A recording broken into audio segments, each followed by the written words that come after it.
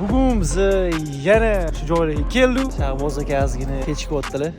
Bugun menimcha biz yangi avtodromni o'zimizni sinaymiz, o'rganamiz. Chunki o'tgan marta biz salgina kattaroq, kengroq avtodromda ishlagandik.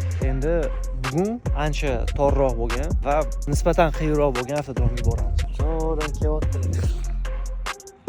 Assalomu alaykum. Qanaqasiz? Aka, bugun nima qilamiz endi? Bugun imtihonga yaqin planshetga kiramiz, xudo xolasa. Qiyinroq kirdik birinchi kun, ayni unga osonroq kiramiz. Ha, yo'q, endi osonroq kiramiz. Birinchi kun qiyinroq kiramiz. Birinchi bor rimni taqishdan boshlaymiz.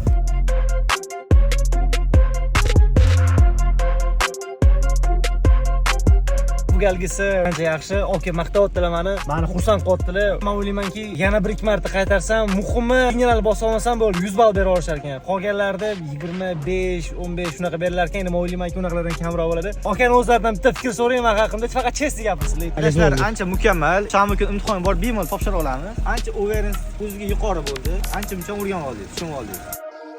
Kamizani ishlari bo'yicha menda 100% bo'pti oxirgisidan. Bundan juda ham xursandman. To'g'risini aytsam, meni emotsiyalarimda bu narsa ko'rinayotgan bo'lishi mumkin, lekin bu haqiqat. Pravani sizlar bilan birga bo'lamiz.